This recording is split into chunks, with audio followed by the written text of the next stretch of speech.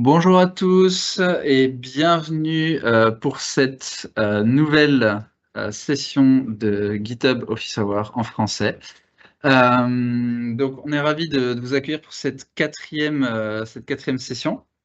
Je m'appelle Philippe Didier-Georges, je suis développeur Productivity Global Black Belt chez Microsoft et je suis accompagné aujourd'hui de Gaëtan.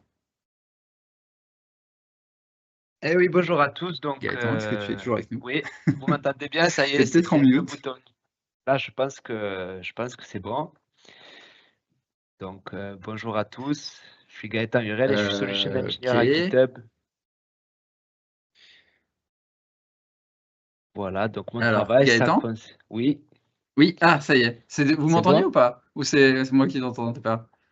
Moi, je D'accord. t'entendais, ouais. Ok, ok, très bien. Bah, désolé, j'avais un petit souci d'audio, je crois. Donc, je disais bien à tous, je suis avec Gaëtan. Je ne sais pas si du coup tu as eu l'occasion de te présenter. Non, alors je vais le faire. Bonjour à tous, je suis Gaëtan et je suis Solution Engineer à GitHub. Donc, mon travail, ça consiste à accompagner les développeurs pour utiliser au mieux la plateforme GitHub, y compris, bien sûr, GitHub Copilot. Ok, Voilà, donc. très bien. Bah, du coup, on va commencer avec cette nouvelle session. Donc, le format, pour rappeler, hein, donc, c'est une heure. Euh, Donc l'idée, c'est de vous apporter un maximum de valeur. Donc on commence par 20 minutes de présentation, mais c'est surtout de la démo. En fait, on va vous faire une démo de use case, un petit peu des nouveautés qui sont arrivées ou de use case intéressants. Aujourd'hui, le thème, ça va être le vibe coding. Donc on en parle beaucoup et du coup, notamment avec le mode agent. Voilà, j'en dis pas plus. On va vous montrer un petit peu les choses. C'est assez impressionnant. Et du coup, on va ensuite avoir les 40 minutes qui suivent pour essayer de répondre un maximum aux questions qui ont pu être posées lors de votre inscription à la session et également qui pourraient être posées directement en session aujourd'hui. Donc, n'hésitez pas à poser vos questions dans la partie Q&A de Teams. On va essayer de répondre au maximum de nos possibilités à vos questions en direct. Donc, vous le savez, c'est gratuit, hein, il suffit de s'inscrire. Et encore une fois, on a effectivement mis en place un petit canal sur Discord si vous souhaitez échanger un petit peu sur vos pratiques, vos tips ou vos questions quand vous avez des problèmes sur Discord. Il y a le lien qui est là en bas. Alors, on va tout de suite basculer sur la démo. Alors, juste, hop. Attendez, juste un petit, hop, j'ai un petit souci là, je viens de voir. Tac, tac, tac, tac. Hop, désolé. C'est bien, ça C'est laisse de bon, la place c'est pour là, les ouais, c'est là. retardataires. Voilà. Exactement. Alors, ok, je vais essayer de récupérer tout mon truc, tout va bien. Alors, attendez, je vais repartager l'écran. Hop. Ok, tout va bien. Donc, aujourd'hui, on va voir effectivement tout ce qui est vibe coding. Donc, vibe coding, en fait, c'est ce qui va se passer avec le mode agent. Donc, vous avez déjà fait une démo un petit peu sur la preview. Il faut savoir que du coup, ça a été annoncé vendredi dernier, le General Availability, donc la disponibilité en production du mode agent sur VS Code. Alors, le mode agent, quand on parle de mode agent, de quoi est-ce qu'on parle? En fait, l'idée, c'est vraiment l'approche agentique d'avoir non plus un seul copilot à qui on va poser une question qui va faire une action, mais d'avoir vraiment un ensemble de petits copilotes qui vont travailler ensemble sous la direction d'un orchestrateur pour aller résoudre des cas beaucoup plus complexes et qui va être capable d'itérer en fait. On va lui donner une mission et il va en fait continuer d'itérer et d'aller step by step résoudre le plan qui va se faire pour le résoudre et tester par exemple en cours de route s'il y a des erreurs, s'il y a des problèmes pour essayer de les corriger. Donc ça, c'était ce qu'on vous avait montré. Donc, on va faire une démo un peu plus poussée que ce qu'on a fait la dernière fois. Là, en l'occurrence, je pars d'une application où j'ai... alors, je vais voir ça. Hop. J'ai une application qui est dispo en local, qui est développée en Vue.js. Donc, ce qu'on va faire, c'est que si je regarde un petit peu comment lancer mon application, j'ai une commande qui va être ici lancée npm run dev. Et donc, j'ai un serveur qui tourne en local qui me permet d'ouvrir ici, hop, mon application. Et ce que je vois, c'est que j'ai mon album manager, du coup, mon application avec en gros un formulaire pour ajouter un nouvel album, puisque je vais gérer des albums de musique, et normalement une liste qui est censée s'afficher. Simplement, là, j'ai une erreur qui me dit network error. En gros, il ne peut pas joindre l'API parce que, en fait, l'API n'existe pas encore. Et là, ça va être mon rôle en tant que développeur de coder cette application. Et donc, c'est là où, en fait, je vais faire appel à mon ami Copilot et je vais, commencer, en fait, en lui demandant quelque chose, vraiment, en fait, de faire, en fait, une grosse partie de mon travail. Je vais aller copier ce prompt, hop, on va voir à quoi ça ressemble et je vais lui demander donc en étant dans mon Copilot ici, en mode agent. Donc en fait, vous avez peut-être vu si vous aviez joué qu'il y a eu un changement dans l'interface, c'est-à-dire que vous avez le mode Ask, qui est le mode chat classique qu'on connaît depuis, longtemps. Le mode Edit qui permet de faire, qui est très fort pour faire de vous aider à faire des grosses tâches d'édition, aussi en itérant et donc en faisant des modifications, du refactoring par exemple. Et maintenant, du coup, le fameux mode agent qui est ici. Donc en fait, on est vraiment dans la même interface chat, on a les 3. Et du coup, je vais pouvoir lui passer, comme ça un prompt où je lui dis: «OK, create a Node.js API to manage music album. Create all basic route to list, get, add, update and delete album. Create a collection with sample data». Donc en fait, je vais pas lui donner trop de détails encore dans les données, je lui dis juste, bah, c'est assez classique, c'est des albums. J'ai besoin de données de test et en gros, tu as pas besoin d'une base de données pour l'instant. Par contre, j'ai besoin que mon serveur démarre sur le port 5000, puisque ça, j'ai vu que mon application Vue.js, elle écoute le port, elle essaie d'attaquer le port 5000. Et je lui dis, bah, tant qu'à faire, écris-moi les tests unitaires et exécute-les. Là, je sélectionne mon modèle. Donc, en l'occurrence, c'est une tâche assez complexe. Je sais que GPT-4o va pouvoir faire pas mal de choses, mais sur des tâches assez poussées comme ça, il y a beaucoup d'étapes. Un Claude 3.7 Sonnet va peut-être mieux s'en sortir. Donc je le lance là-dessus, on va voir ce qu'il va faire. En fait, la première étape, c'est qu'il va exactement réfléchir comme un développeur. Il va se dire: «OK, j'ai un gros problème à gérer. Première chose à faire, c'est de me faire un plan». Heu, alors là, déjà, j'ai une erreur assez bizarre. Donc, c'est pas grave, on va recommencer. Des fois, il a besoin d'un peu d'aide. Hop, donc là, je le relance. Il travaille et donc il va en fait commencer par constituer un plan d'action. Il va me dire: «OK, bon, décidément, qu'est-ce qui se passe? Est-ce que j'ai atteint les limites à force de faire des démos aujourd'hui?» On va essayer avec Claude 3.5 Sonnet.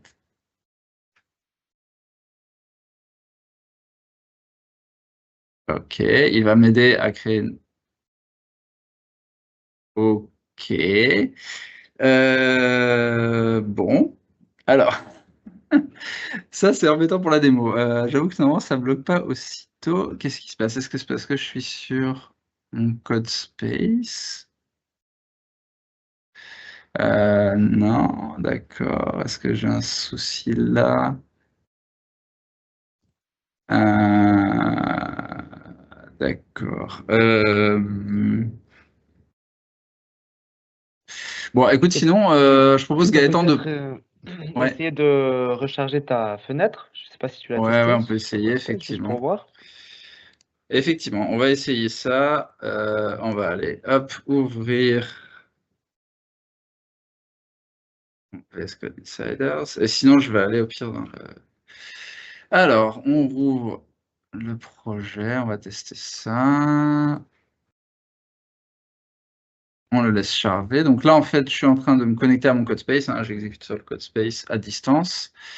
Et bon, au pire, alors effectivement, on n'avait pas imaginé que ça coince à ce niveau-là. Mais au pire, on a un backup hein, pour reprendre la suite, mais on va espérer qu'on puisse repartir pour montrer ça, parce que là, j'avoue que c'était pas un cas qu'on avait. Et au pire, on pourra essayer en GPT-4, hein, ça peut le faire aussi. Hop, alors on va recommencer. Je vais lui dire, euh, OK. Je prends mon prompt et je vais lui demander, non, c'est pas ça que je veux. Je veux le contenu, s'il te plaît, copie. Je vais l'utiliser comme ça et je vais lui demander, du coup, de me générer ça en mode agent et ouais, effectivement, il y a un problème de chargement parce qu'il me propose pas encore les modèles. Là, à mon avis, si je lui envoie, c'est bizarre, pourquoi j'ai pas de modèle en face?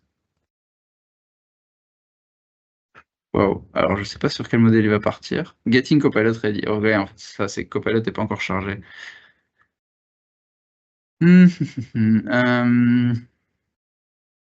Copilot is almost ready. Ok, ok. Bon. Ouais, Toulon, forcément, s'il ne charge pas. Qu'est-ce qu'on peut faire comme autre approche pour. Alors, sinon, ce qu'on peut faire, je peux l'ouvrir peut-être dans un VS Code à part. Ok. Ouvrons un autre VS Code. On va partir from scratch pour coder et tu pourras prendre la suite derrière avec euh, la démo, le backup qu'on a. Hop, on va faire ça. On va faire un nouveau dossier. API. Hop. Select. OK. Et donc là, je vais aller dans. Donc, une fois qu'il me l'a chargé, ouvrir mon copilot. OK.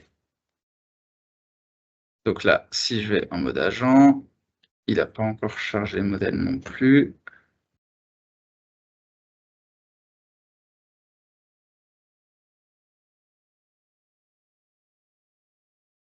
Alors, est-ce que je fais un dev container? Pourquoi un dev container?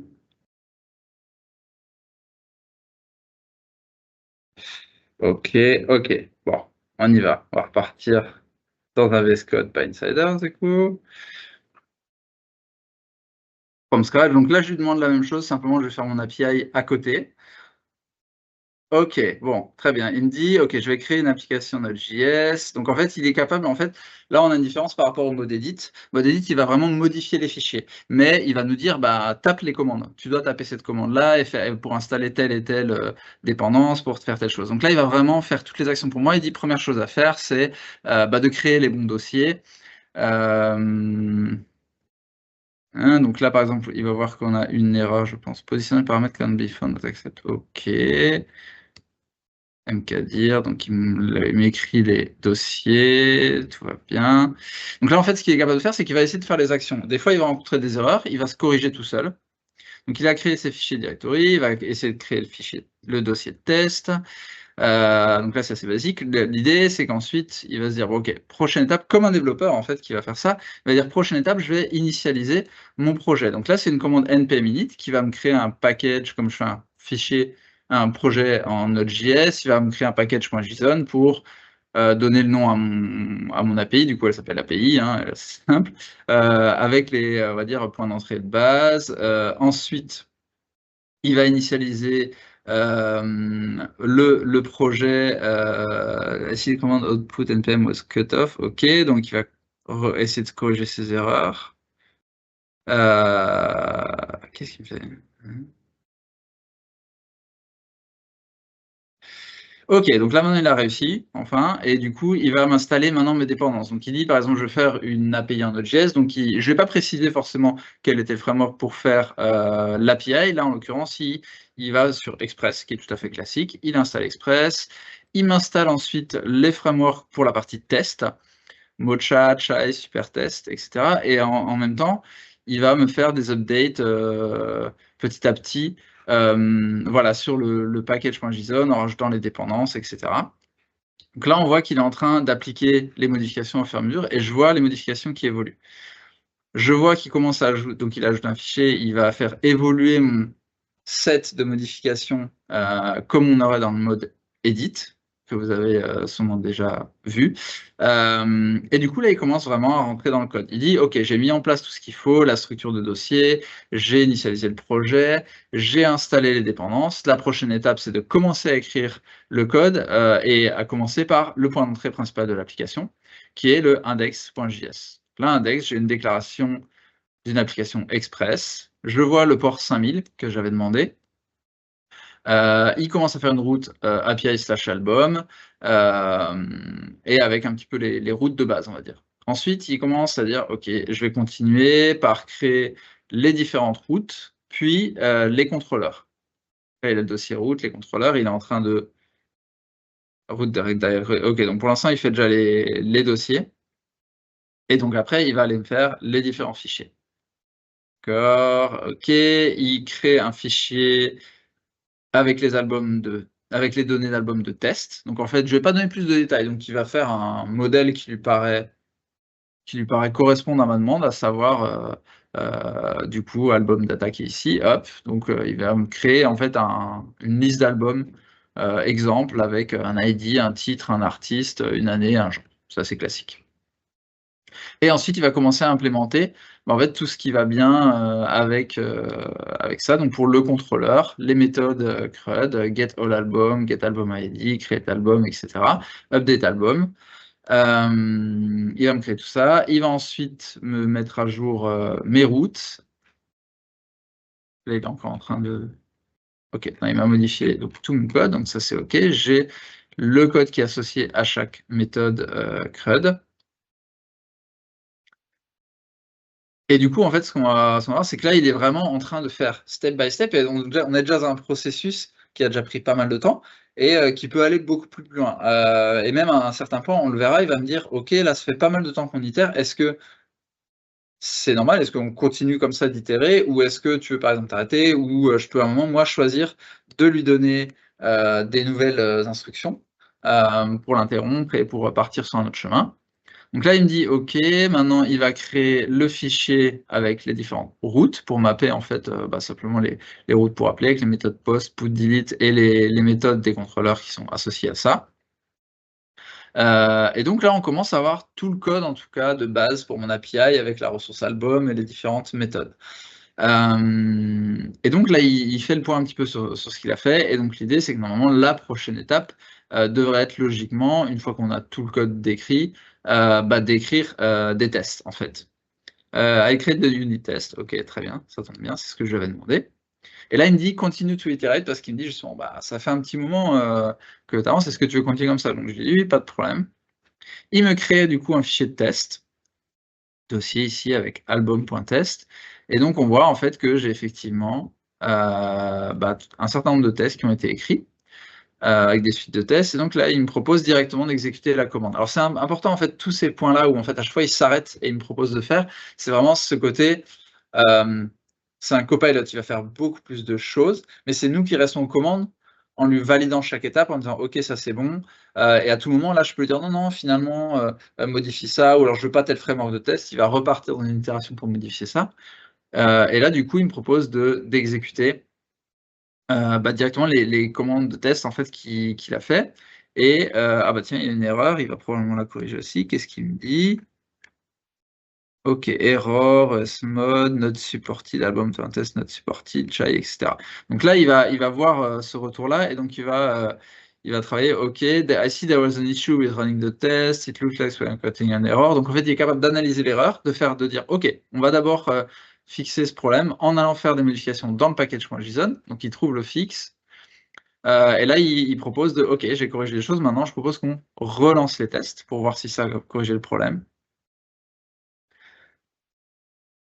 Bon, bah, ici, pas de chance, on a de nouveau le problème, est-ce qu'il va réussir à le résoudre? C'est, ça reste le côté imprévisible un peu des démos live. J'avoue que normalement, ça se passe mieux que ça. Mais bon, aujourd'hui, on a a priori un peu pas de chance. Alors, on va voir s'il arrive quand même jusqu'au bout à corriger le truc. On va pas y passer 20 minutes, mais bon, j'ai bon espoir qu'il arrive quand même à fixer le truc. Est-ce qu'il veut bien? Et sinon, on verra déjà en lançant le serveur si ça marche ou pas. Ça pourrait m'arranger. Et en même temps, à côté, est-ce qu'il a réussi à récupérer? Non, apparemment, il est en carafe. Il est en carafe, mon Insiders. Ok. Je vais juste relancer le serveur en attendant. Et npm run dev. Hop. Comme ça, j'ai mon application qui tourne.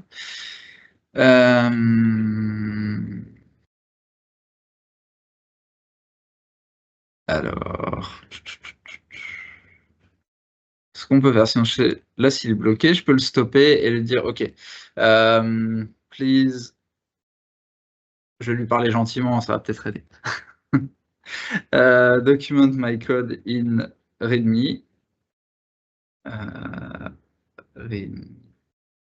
Donc là, ce que je fais, c'est que je lui demande aussi de me générer directement la documentation par rapport au code qui a été généré, tout simplement, pour avoir tout de suite le fichier. Et donc, il va me générer normalement mon petit fichier README qui va bien. Et je devrais avoir la commande aussi pour lancer le serveur. Ce que je peux trouver après. Là-dedans. Script. OK. Il me génère un README. Et si on regarde un peu à quoi ça ressemble.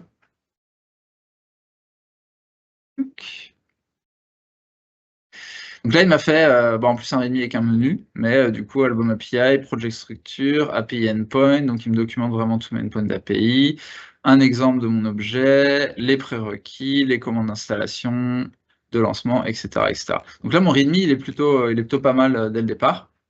Ce que je peux faire, c'est, je veux valider en tout cas la version qu'il m'a générée, je dis keep, ça me paraît bien, et du coup, ce que je peux faire, c'est lancer ma commande ici, pour avoir mon serveur. Alors, comme je n'ai pas mes tests unitaires qui passent, j'espère que le code il est bon.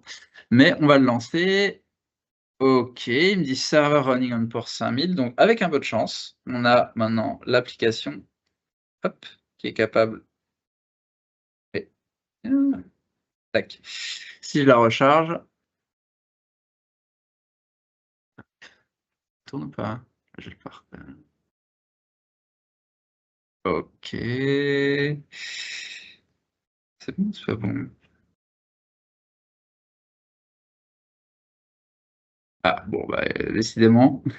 Bah, écoute, je propose, Gaëtan, du coup, que tu passes sur le backup pour la suite. Donc, heureusement qu'on avait prévu que les démos, les démos live d'IA générative, des fois, bah, en fait, ça se passe pas comme prévu et on a un backup. Allez, ça marche. Je vais partager donc mon écran que vous devriez voir bientôt. Donc, pendant ce temps-là, je préparais justement l'environnement sur la branche de backup. Bon, voilà, moi j'écoute sur le port 5001, c'est pas un grand problème. Et voici à quoi donc ressemble l'application à la suite de la démo de Philippe. Bon, alors, c'est vrai que des fois, sur un effet démo, de toute façon, il faut rappeler que Copilot, c'est une IA qui utilise un LLM. Comme tous les LLM, des fois, c'est non déterministe. Donc, c'est vrai qu'on arrive très souvent à faire ce que l'on souhaite, mais des fois, sur un effet démo, en un laps de temps, on ne peut pas toujours arriver à montrer ce que l'on souhaite. Quoi qu'il en soit, ici, on a donc cette interface, cette interface web, quoi. Donc, voilà, ici, on peut rajouter ou enlever des albums. Et moi, ce que je vais vous montrer, ça va être deux features dans la continuité de ce que Philippe montrait. Donc, je vais juste récupérer mon VS Code qui est ici. Voilà. OK, donc bon, ça, c'était pour la petite histoire. J'espère que vous utilisez bien le @workspace dans vos différents cas parce que ça m'a permis de débugger pas mal de choses. Donc, je vais démarrer une nouvelle session copilote. Maintenant, ce qu'on va voir, c'est donc ici, peut-être vers là, voilà. Ici, vous voyez, en fait, dans la démo, c'est de la donnée qui est, c'est de la mock data, quoi, qui a été générée par Copilot et c'est écrit en dur. Nous, ce qu'on va faire, c'est on va utiliser une base de données existante. En l'occurrence, c'est une base de données SQLite 3, ça pourrait tout à fait être une Postgre ou autre. Je reviendrai sur pourquoi on est parti sur de la SQLite 3. Et donc ça va être à travers ce qu'on appelle des MCP, je vais y revenir, mais avant tout, je vais vous montrer un premier feature assez sympa. Ça se passe avec Copilot en mode Ask pour le moment, GPT 4o uniquement pour le moment. Et c'est ce qu'on appelle Copilot Vision.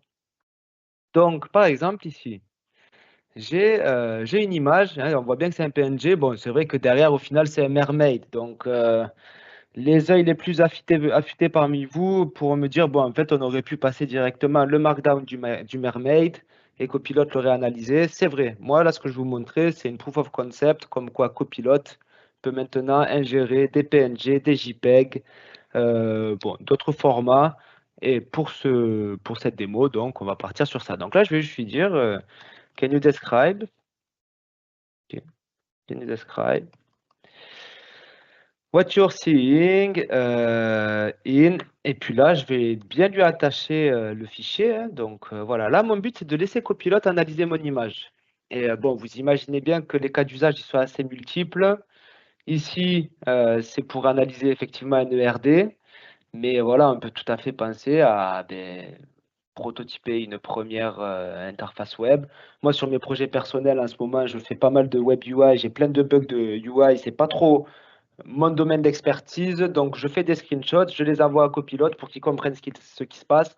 Et après, je vais changer de modèle ou de mode, mais déjà, je fais une première analyse avec Copilote 4.0. Donc là, on voit que déjà, ce qu'il a analysé, c'est tout à fait correct. C'est-à-dire qu'il montre les 3 tables avec chaque attribut pour chaque table et les relationships. OK, ça c'est le premier point. Maintenant, le deuxième feature que je souhaiterais vous montrer, ça s'appelle les MCP pour les modèles Context Protocol. Donc, les MCP, en fait, ce sont comme des data connectors pour les LLM, pour les agents AI, pas que pour les LLM. Mais voilà, Copilot étant aussi un agent à part entière, maintenant, il est possible de lui brancher des MCP. Donc, rapidement, hein, donc si on regarde un petit peu, modèle contexte protocole ici, il y a plein de références implementation. Voilà, par exemple, actuellement, hein, donc les références serveurs pourraient vous permettre de vous brancher sur du GitHub, du GitLab, du Google Drive, du Postgre.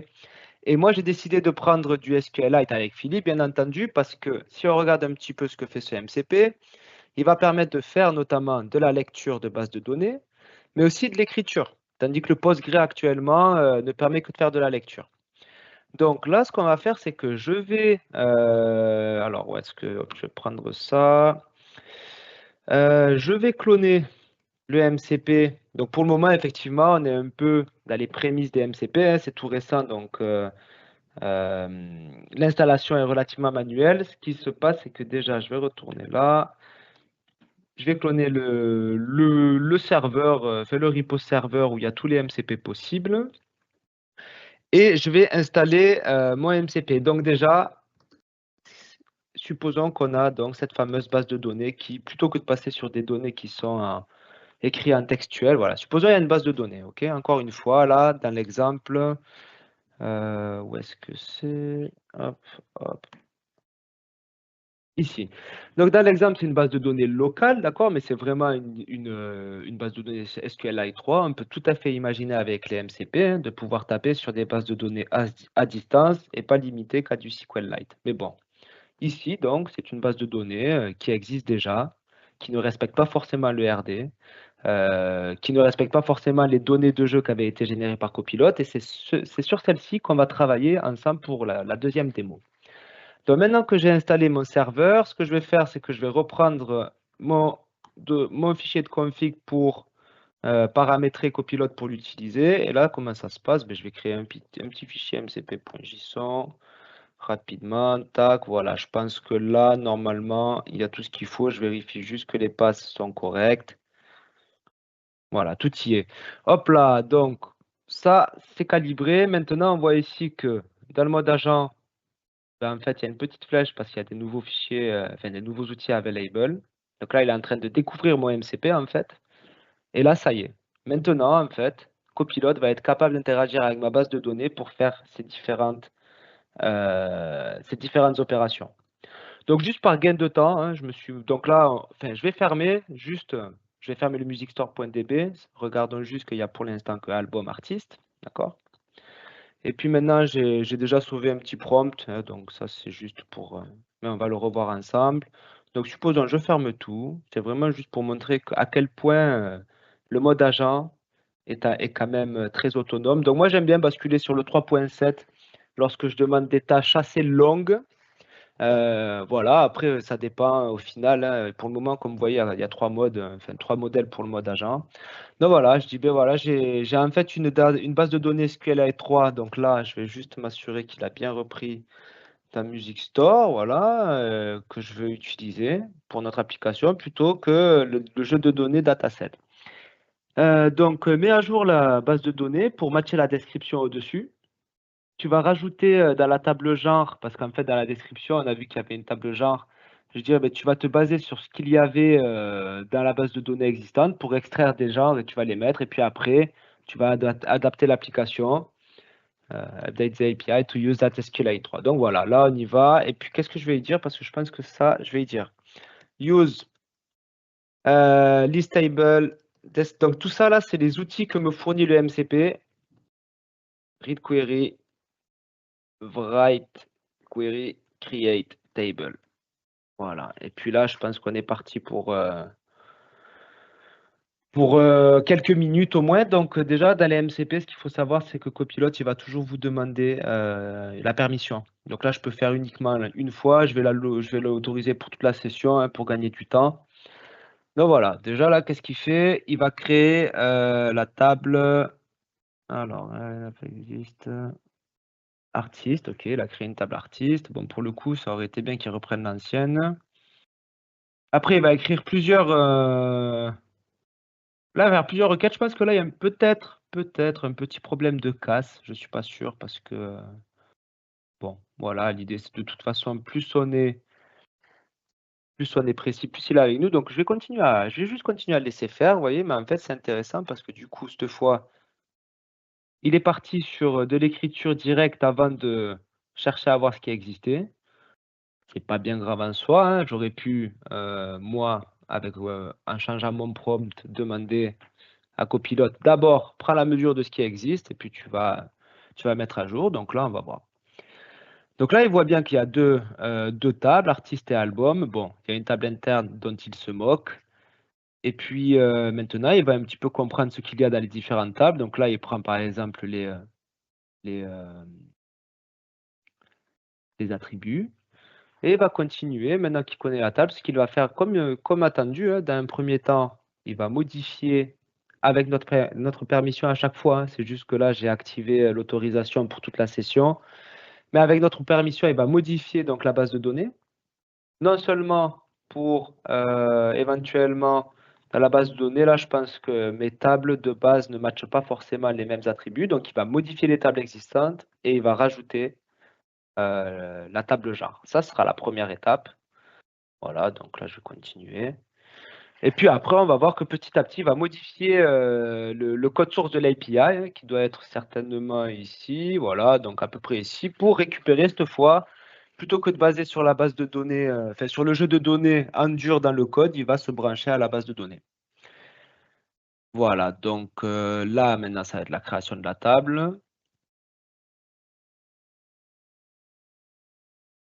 Hop là, ça va être sympa à voir, je pense. Donc, donc là, je pense qu'il a créé la table. On va voir. Insert genre name, value jazz. Ok. J'aurais bien aimé voir juste à quel moment. Voilà, ça c'est pas mal. Vous voyez, il a quand même fait une select distinct sur la table artiste.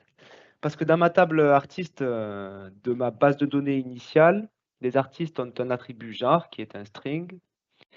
Et voilà, donc c'est assez intéressant, assez malin de sa part en fait. Hein. Il fait un select distinct, il récupère la liste des genres, et puis là, il est en train de populate la table genre avec. D'accord? Donc ça commence à devenir sympa. Si on regarde maintenant notre table, on voit qu'il y a une nouvelle table genre. Bon, et puis si je regarde un peu, comment je peux faire pour... hop là.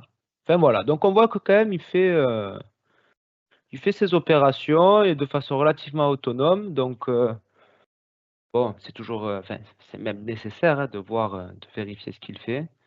Mais vous voyez qu'il passe quand même d'un mode beaucoup plus autonome où nous, ça peut nous permettre de travailler sur d'autres choses en parallèle, sur le code. C'est toujours bien de garder un œil dessus. Il explique également ce qu'il fait. Et voilà, donc là, je pense que ça peut prendre un peu de temps. Alors, ce qu'on peut faire, c'est éventuellement basculer sur la... Ah, bah, enfin, quoi que ça... On va peut-être encore laisser 5 petites minutes.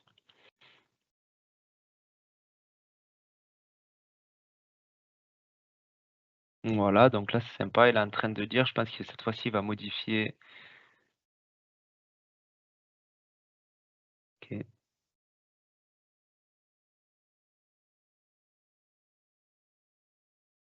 Voilà, bon, en parallèle, en attendant que ça se fasse, quelques bonnes pratiques, j'en profite très rapidement, qui me viennent à l'idée parce que juste avant, j'étais en train de travailler sur ça. En général, et pour moi, c'est d'autant plus important depuis qu'on a le mode agent, hein, lorsque vous décidez de travailler sur un tout autre sujet, sur la même code base, mais sur un tout autre sujet avec Copilot, n'hésitez pas à lancer de nouveaux chats, d'accord? Parce que ça va vraiment. En fait, Copilot, il utilise pas mal de choses. Hein. Il utilise non seulement les fichiers ouverts, bien entendu, éventuellement l'ensemble de votre repo, mais également l'historique de votre chat Donc c'est pour ça que des fois, afin de lui éviter toute pollution non voulue, n'hésitez pas à partir sur une nouvelle session. Comme vous avez certainement vu, moi des fois, j'y envoie vraiment des fichiers de façon explicite. Voilà, donc c'était ça comme ça. Par exemple, pour le RD, ben, je disais ERD comme ça. Donc c'est vraiment forcer copilote à regarder là où vous voulez. Voilà, bon, c'est souvent une histoire de contexte et de prompt. Là, on va voir un petit peu ce qu'il fait. Voilà, donc ça, je pense que c'est un nouveau fichier. Peut-être il est en train de se brancher. Voilà, donc vous voyez, bon, ça commence à devenir sympa. Il est en train de se brancher sur la SQLite.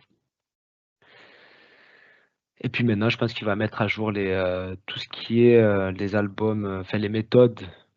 C'est ça. Voilà, pour les albums. Donc, je ne sais pas ce que tu en penses, Philippe. Peut-être qu'en attendant, on regarde les questions. Je Ouais, pense on peut qu'en basculer gros, sur les questions, sachant que si on ouais, le laisse itérer, moi ce que j'avais pu voir aussi, c'est qu'il est capable d'aller plus loin, c'est-à-dire que derrière, il va capter qu'on avait déjà des tests unitaires, et comme maintenant, effectivement, on a les côtés requêtes, base de données, en fait, il dit, bah, ça vaut le coup de créer des tests de base de données aussi, ouais, avec du mock et tout. Donc en fait, on peut le laisser itérer, il va quand même assez loin. Donc ce qui permet aussi à nous de, de le challenger pour aller chercher et améliorer un petit peu la qualité de notre code, la partie couverture de test. Mais ouais. effectivement, on voit qu'il est capable de comprendre assez loin l'intention, puisqu'au final, ce qu'on lui a dit, c'est ben tiens, regarde pour appliquer les modifications, mon modèle sur la base de données. Et donc, il allait chercher le modèle, il a vu les différences, il a fait les modifications. Automatiquement, il branche maintenant le code à la base de données. Donc, le brancher, c'est installer les dépendances, mais c'est aussi aller modifier le code pour avoir les requêtes, etc. Donc, en fait, il est vraiment capable de à partir de l'expression d'un besoin assez simple, puisque tu avais ton prompt qui était quand même assez guidé, et donc c'est effectivement l'idée, hein, parce que sinon il va faire des choix pour vous, mais donc c'était quand même assez précis, mais du coup il est quand même capable de, voilà, de raisonner avec un plan multi-étapes assez long terme, avec du travail effectivement itératif assez Ouais, ouais, globalement, moi, long. par expérience, je préfère prendre un peu plus de temps à écrire un prompt Mm. relativement détaillé pour cadrer, quoi. Des fois, je demande Ouais. même à copilote de m'améliorer mon prompt avant de lui rebalancer. Mais ça, c'est des façons de Mhm. travailler, c'est pas. Voilà, Oui, est-ce que oui. j'enlève le partage d'écran pour les questions? Et puis au pire, on Bah, je pense reviendra dessus. je peux repartager pour les questions, et de toute façon on va Ok, reprendre. ok. Mais Ok, écoute, j'enlève le partage, je te laisse la main et puis on verra par la suite si on a le temps de voir la exactement. finalité. Ouais, tout à fait. On va le laisser bosser en tâche de fond. Euh, ok, donc là, l'idée, c'est qu'on a pris un peu les questions qu'il y avait sur le formulaire que vous nous avez posé. On va essayer un petit peu de répondre à un maximum de choses en toutes les questions. On a déjà pris des questions un petit peu dans le chat, donc n'hésitez pas à en poser encore, hein, on partage les réponses. Alors, on avait une première question qui était de dire, voilà, il y a eu beaucoup de nouvelles d'annonces, de nouvelles fonctionnalités, de nouveautés qui ont été annoncées dans les dernières semaines. Ça allait très vite entre qu'est-ce qui est preview, qu'est-ce qui est GA, sur quoi c'est GA, etc., etc. Donc le mieux, encore une fois, hein, pour suivre un petit peu toutes les évolutions du service et quand vous posez l'action de dire oh, voilà, au final je vois pas mal de choses passer sur LinkedIn ou sur X, etc. Des annonces, voulez être sûr d'avoir vraiment les dernières informations et de savoir qu'est-ce qui est dispo. Vous avez toujours ces liens-là, donc le changelog GitHub et le changelog spécifique pour Copilot, bah, qui vous permettent d'avoir les informations, donc c'est vraiment la source d'information. Après, par exemple, pour VS Code, vous avez aussi la partie, effectivement, blog de côté VS Code au niveau des annonces, spécifiquement pour l'intégration à VS Code. Mais c'est là où vous allez retrouver toutes les informations. Et donc, pour faire la version courte, en gros, qu'est-ce qu'on a eu, Gaëtan? On a eu l'annonce J du mode agent sur VS Code. On a eu les Oui, on modèles a eu les modèles, les MCP. Oui, là, vraiment, c'est la partie agentique quoi, qui prend le pas. Donc, on a beaucoup travaillé sur ça. La code review également également, ouais. de Copilot, lors des pull requests ou autres. La customisation à travers les personal instructions. Mais bon, ça, je pense que on va peut-être en parler après. Donc, non, il y a vraiment pas mal de choses, hein, là. Ben, la vision, ça évolue tellement vite en fait que des fois c'est même compliqué de se souvenir l'état de copilote il y a 2-3 semaines, quoi. Donc, C'est ça. Mais là, vraiment, ouais, on va dire la grosse feature, c'est le mode agent. En fait, c'est ce qu'on appelle vibe coding. C'est vraiment le mot qui, qui est la tendance. Mais du coup, c'est vraiment cette approche, comme vous avez vu, de dire on va en fait vraiment donner des objectifs à Copilot et plus que d'avoir vraiment juste faire des demandes assez simples et unitaires, on est vraiment dans la résolution de problèmes de façon beaucoup plus avancée et Copilot est capable d'itérer et de voir quand des erreurs, de corriger, d'arrêter dans son plan, de modifier son plan en cours de route et de conserver en tout cas l'objectif qu'il avait au départ jusqu'à arriver au résultat. Et ce qui est intéressant aussi avec ça, c'est que du coup, on répond aussi à une problématique qui était de dire c'est compliqué ou alors il y a beaucoup de travail du côté du développeur quand on veut demander des choses très précises et qu'on est sur une grosse base de code pour lui donner vraiment quels sont les bons points d'entrée au niveau de base code. Donc on peut travailler dans le contexte, c'est toujours mieux de lui donner des précisions parce qu'il va être capable de savoir exactement ce qu'on attend de lui. Mais là, on peut lui poser des questions en général et il va être capable de lui-même découvrir un petit peu et aller très loin en fait dans la découverte du code pour savoir exactement qu'est-ce que j'ai déjà par rapport à la demande, qu'est-ce que je dois faire, où est-ce que je dois travailler, etc. Alors, bah, justement, on va partager vite fait, hop, sur VS Code. Là, c'est une question: comment charger au mieux le contexte, lui donner au mieux le contexte à Copilot pour qu'il soit en mesure de travailler? Puisqu'en fait, si on lui fait une demande très générique, il va essayer de résoudre le problème par lui-même.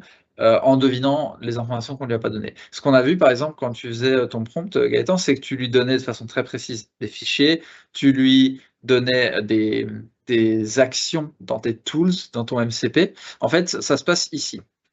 Donc, quand vous construisez, si je zoome un petit peu, vous avez là, en fait, quand vous allez faire votre requête, vous avez la possibilité, du coup, d'accéder aux tools. Donc là, j'en ai 51 parce que, par exemple, alors je vais dézoomer, mais j'ai l'agent Azure qui me propose pas mal de choses. Mais j'ai par exemple MCP Server GitHub. Donc là, j'ai un serveur MCP qui me permet d'aller requêter en fait plein de choses sur GitHub.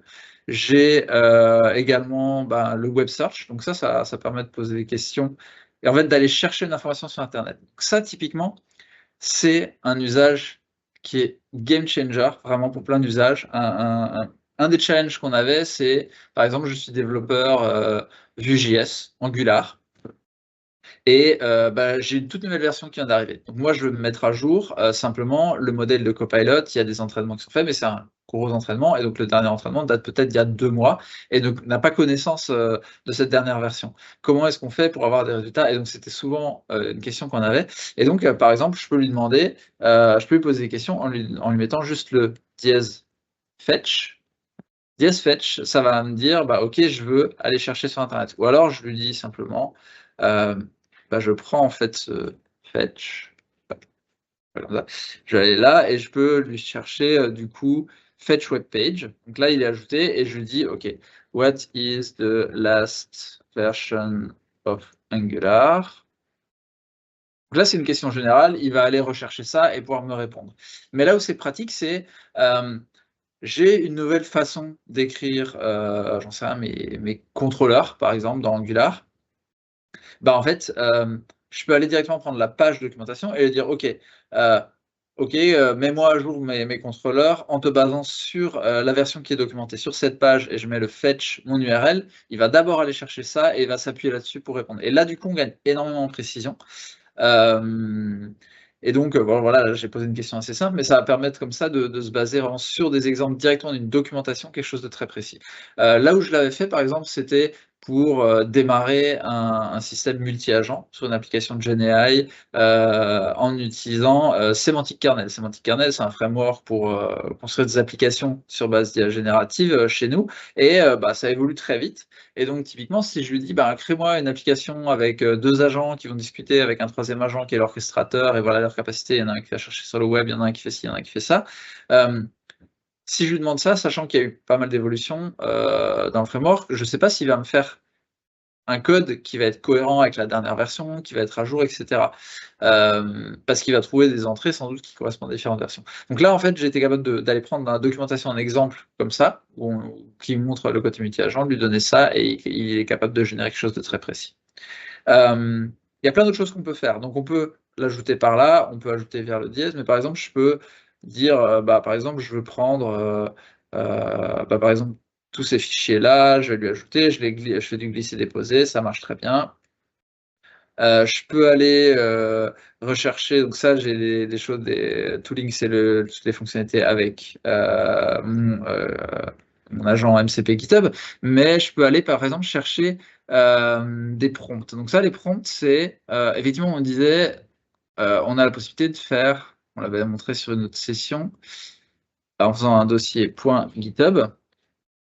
Donc là, ça va être pour avoir un petit peu toutes les fonctionnalités spécifiques GitHub, de faire un fichier custom, non, copilot instruction, pardon, copilot-instructions.md.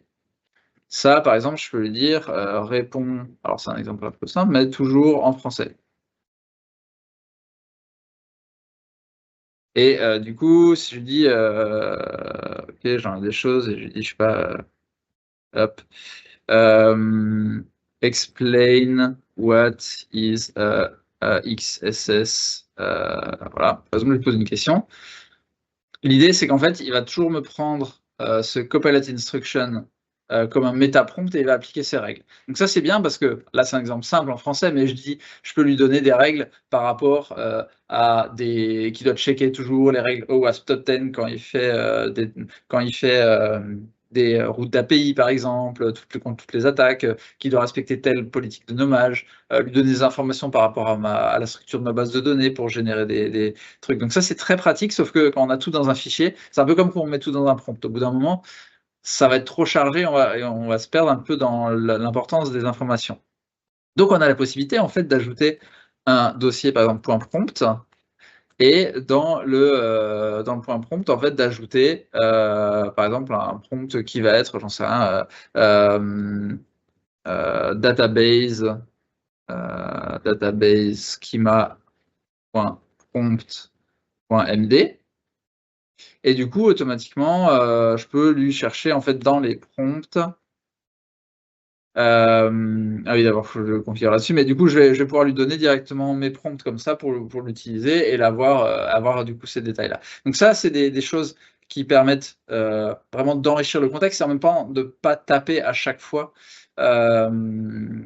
toutes les instructions.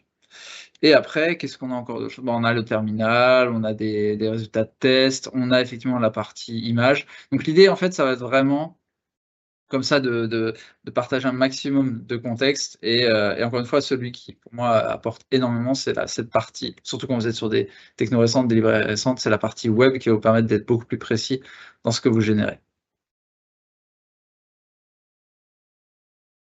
Je ne sais pas si vous voulez ajouter des choses là-dessus, Gaëtan.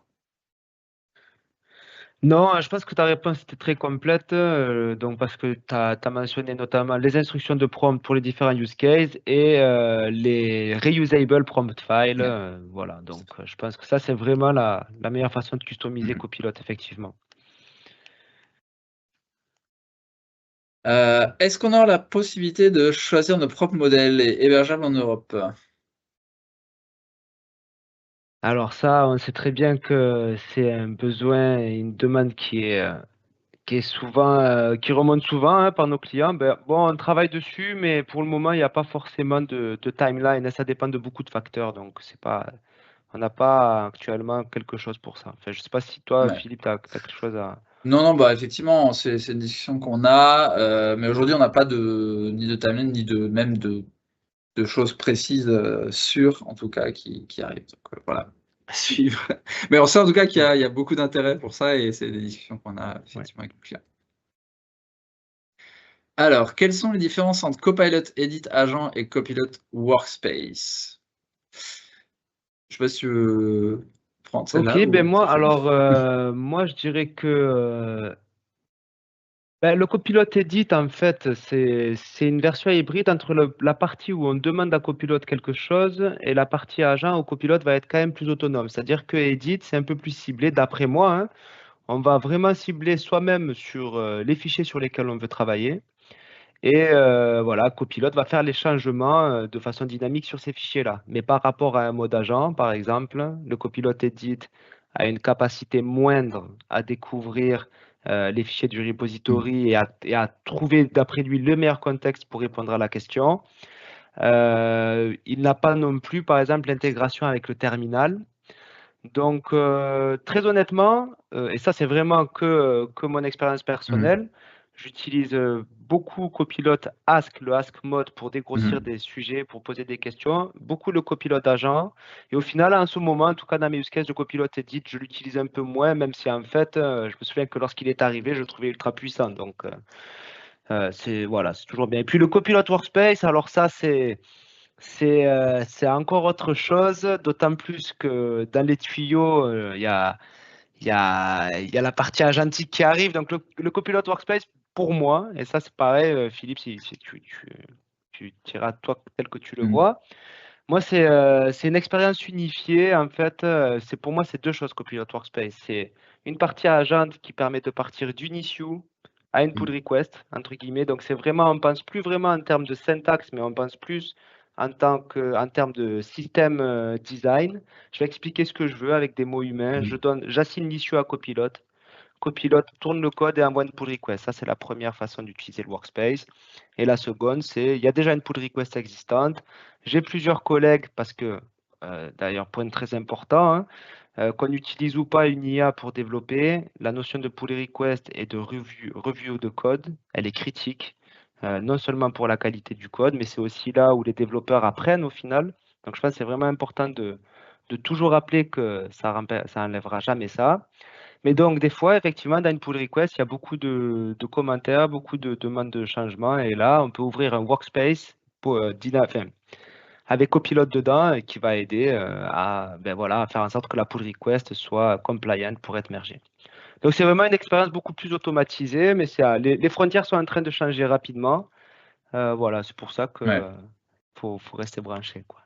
Ouais, exact. Bah, en fait, ouais, je te rejoins sur la partie edit. C'est vrai que depuis qu'on a la dispo de la partie agent, quand on est sur un IDE où c'est dispo, donc à savoir VS Code aujourd'hui, c'est sûr qu'on est sur un mode agent parce que ça a tellement bousculé l'expérience qu'effectivement, le mode edit, en fait, on a vraiment un mode edit sous stéroïde avec le mode agent.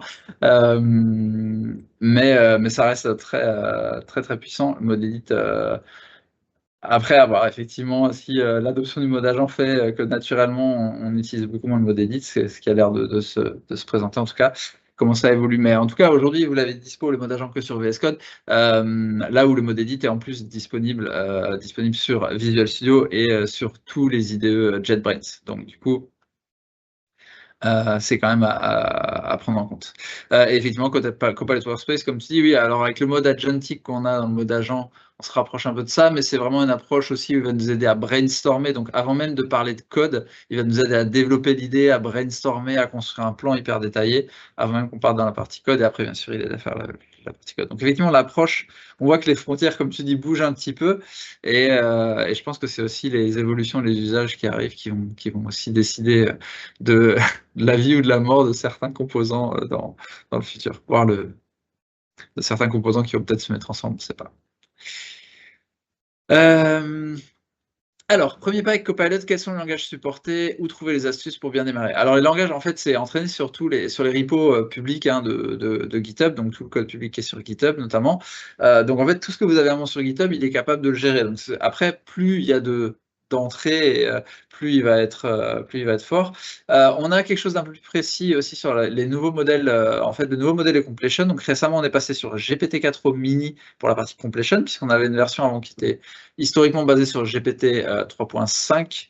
Mais customisé depuis longtemps, qui était Copilot. Et là, du coup, on est passé sur GPT-4o mini avec un modèle qui a été spécifiquement entraîné sur 30 langages de programmation, donc les plus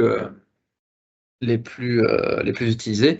Et là, on a effectivement de la documentation. Il y a eu l'annonce où c'était partagé clairement, et avec, je crois, 200 000 repos considérés haute qualité, en tout cas, qui fait qu'effectivement, ça a apporté pas mal d'améliorations sur les suggestions. Et là, on parle de code completion, donc pas de la partie chat, la partie code completion. Et du coup, pour les astuces, comment s'améliorer, alors bien sûr, il y a les office hours, mais on a aussi sur ce lien, du coup, un lab que vous pouvez dérouler. Alors, il y en a certains d'entre vous, peut-être qui l'avaient déjà vu, qui l'avaient déjà fait, parce qu'on l'avait partagé, mais qui a été mis à jour, notamment avec toutes les nouvelles évolutions, notamment Next Edit Suggestion dans la partie completion, mais aussi le fait de pouvoir sélectionner le modèle, toutes les nouvelles capacités en termes de vision, le mode agent, le mode edit, etc. Et avec bientôt aussi la partie MCP qui va s'ajouter. Donc, vous pouvez aller là-dessus, c'est gratuit, vous pouvez le suivre. Donc, on a pour à peu près 2 heures, si vous, peut-être un peu plus, si vous faites vraiment tout de A à Z. Et si par exemple vous êtes déjà familier avec GitHub Copilot et que c'est vraiment un update, vous pourrez aller un peu plus vite dessus. Alors, comment a été entraîné le modèle de Copilot pour la remédiation des vulnérabilités? Donc là, on parle spécifiquement Copilot qui va aider en fait à détecter et fixer des problématiques de sécu et quel est son taux de réussite sur la compréhension des vulnérabilités. Ouais, alors sur celle-là, déjà, je pense qu'il est important de rappeler que Copilot n'est pas un SAST, n'est pas un outil d'analyse statique, donc on considère qu'il est vraiment important de toujours utiliser un outil dédié à la détection de vulnérabilité. Donc voilà, par exemple, GitHub, on a ce qu'on appelle CodeQL, mais voilà, on peut le brancher à plusieurs, c'est-à-dire, on peut utiliser des alertes générées par des SAST pour que Copilot, en donner à Copilot. Donc il y a plusieurs façons de fixer des vulnérabilités. Copilot, il a appris forcément sur la documentation des langages de programmation. Il a appris sur des repositories qui montraient les meilleures pratiques en termes de codage et de sécurité. Donc il sait ce que c'est que d'escaper une donnée qui va rentrer dans une base de données, tout comme il sait ce que c'est d'escaper, par exemple, je donne les plus simples, hein, d'escaper des données qui vont être des XSS. C'est-à-dire qu'à mon sens, Copilot, il est vraiment capable de trouver, déjà, de trouver lui-même des vulnérabilités simples. Mais lorsque les vulnérabilités, vous savez, il y a les analyses statiques, il y a une notion de source et de sink. Si entre la source et le sink, il y a 50 fichiers, Copilot, il ne va pas forcément trouver la vulnérabilité. C'est pour ça que les SAST sont importants. Maintenant, cela dit, on a un mode qui s'appelle Copilot Autofix qui permet en fait à Copilot de fixer, enfin je pourrais peut-être, je ne sais pas si j'ai une pull request ici, mais en fait qui permet en fait à Copilot de fixer automatiquement les vulnérabilités trouvées par votre outil, vos outils de sécurité. Donc alors c'est même plus en mode bêta, hein, je pense que voilà. Et la méthodologie derrière, on n'a pas forcément les chiffres. Par contre, on a une documentation qui explique ça, hein. Donc, la méthodologie pour voir si l'autofix a été fonctionnel, ça a été testé sur 2300 alertes de repositories de plusieurs langages. Voilà. Et puis, bien entendu, avant de l'avoir mis en generally available, on s'est bien assuré que les fixes étaient intéressants parce que des fois, ça implique aussi de rajouter de nouvelles dépendances ou autres. Donc, je pense que le mieux, c'est de le tester. C'est assez bluffant. Ouais. Après, on sait que c'est pas du 100% de base, mais après, c'est là où on peut l'aider en lui rajoutant du contexte sur les éléments qu'il n'a pas forcément pour l'aider. C'est-à-dire qu'il a une proposition au départ par rapport à son analyse et aux éléments qu'il a dans la main, et on peut effectivement l'aider. Mais du coup, dans tous les cas, il va nous accélérer dans la correction. Et surtout, il va tomber juste dans beaucoup de cas, ce qui va énormément accélérer le fixe.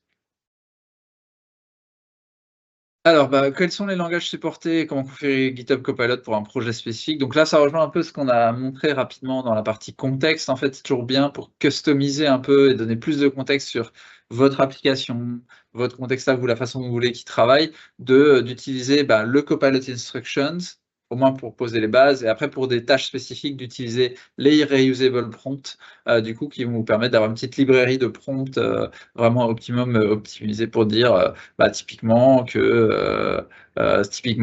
j'écris des tests, si c'est du JavaScript, ce sera avec du geste, que ma politique de nommage, c'est ça, pour que je dois avoir des suites qui contiennent à la fois au moins trois tests passants et 3 tests qui valident des cas qui doivent tomber en erreur, etc. Donc on peut mettre tout un tas de règles et en fait se dire ça c'est mon prompt pour les tests et je le réutilise à chaque fois.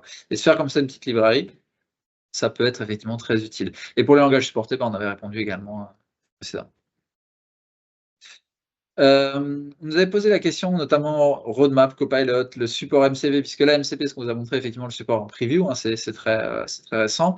Maintenant, du coup, pour tout ce qui est roadmap, un petit peu, il y a une roadmap qui est publique, du coup, je vous partage via le lien qui est ici. Donc c'est un repo sur l'organisation GitHub et vous avez accès vraiment à la roadmap.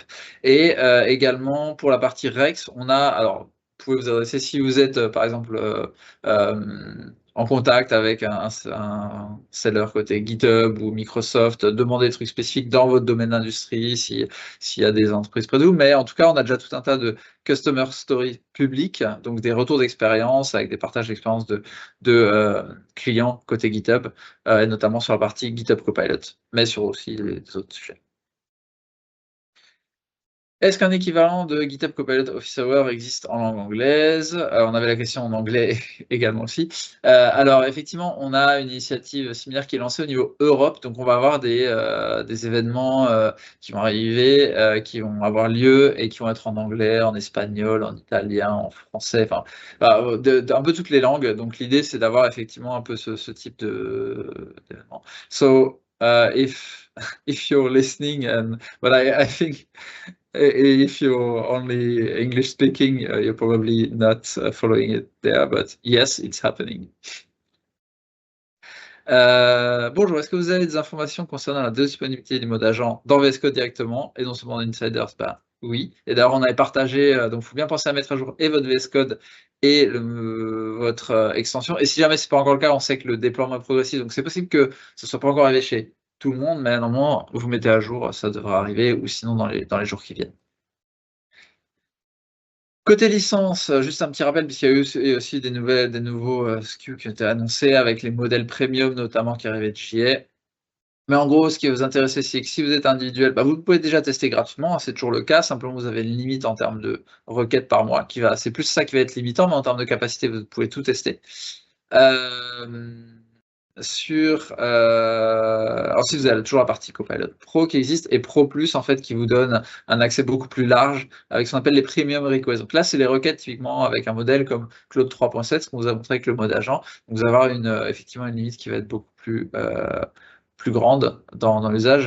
Donc c'est vraiment un mode premium que vous avez. Et du coup, on a la partie Copilot. Donc là, c'est pour les entreprises. Du coup, Copilot Business et Copilot Enterprise. En gros, Copilot Business, c'est vraiment toutes les fonctionnalités Copilot pour l'IDE uniquement. Et Copilot, l'IDE, et si vous avez vos repos sur GitHub, vous avez déjà pas mal de fonctionnalités qui sont dispo. Et Copilot Enterprise avec des fonctionnalités avancées, on va dire, pour l'entreprise. Et notamment aussi des limites un peu plus grandes en termes de consommation. Mais ça, à la limite, on pourra toujours traiter de façon plus détaillée en fonction du besoin. Et comme dit, il y a toute la doc qui est disponible là-dessus qui décrit tout ça. Alors, on arrive au bout de la session, donc je vais essayer d'accélérer. Alors là, on a une question qui est vraiment spécifique. J'arrive à utiliser Copilot avec Visual Studio, mais pas avec mon VS Code. Là, ce que je vous conseille, c'est vraiment venez sur la communauté, c'est fait pour ça, donc il y a de l'entraide, et l'idée, c'est que nous, on peut aussi venir pour essayer de résoudre votre problème. Là, dans la session, avec tout le monde, c'est un peu plus compliqué, parce que vous ne pouvez pas prendre la main, nous montrer, etc., un peu difficilement échanger. Donc, pour toutes les questions un peu comme ça, n'hésitez pas à nous pinguer là-dessus. Quelle performance réelle peut-on espérer en fonction des qualifications? Donc, le mieux, c'est de l'utiliser et d'essayer de prendre le workshop, typiquement le workshop que j'ai partagé. Vous avez tous ces détails-là, un peu les trucs qui marchent bien, qui marchent moins bien, les tips and tricks. Donc, le Hands-on Lab qui est ici, n'hésitez pas à screener un peu le lien et aller voir. Il y a pas mal de choses, justement, ce qui marche pas. Ça vous permettra de voir et de vous faire une idée. Et après, les autres sources, effectivement, toute la communauté GitHub et les différentes ressources que vous avez qui sont proposées directement sur le site de GitHub, vous avez pas mal de choses, notamment des learning pass, des vidéos, ce genre de choses. Donc n'hésitez pas à voir là-dessus parce qu'il y a beaucoup de ressources à votre dispo. Voilà, n'hésitez pas encore une fois à donner vos feedbacks sur ces sessions. Alors vous avez le droit de mettre un feedback sur la démo qui voit. Ça arrive, c'est la première fois malheureusement. Mais non, mais plus sérieusement, n'hésitez pas à nous dire effectivement sur le format si vous voulez voir plus de démos, avoir voilà, d'autres choses, faites votre retour, c'est hyper important. N'hésitez pas à partager autour de vous puisque l'objectif c'est effectivement de toucher un maximum de monde et d'avoir un maximum d'impact. Et voilà, juste les prochaines dates, comme dit, le rendez-vous, c'est toujours le deuxième mardi du mois à 17h. Donc n'hésitez pas, ceux qui connaissent déjà l'URL, vous pouvez y aller pour vous inscrire, hein, c'est toujours sur inscription. Et du coup, le Discord pour rejoindre la communauté. Et voilà, alors on a 2 minutes de retard, mais en tout cas, merci à tous de nous avoir suivis. On espère que ça vous a plu et on vous donne rendez-vous à très vite pour la prochaine session. Merci Merci. à tous. Merci à Merci, au tous. revoir.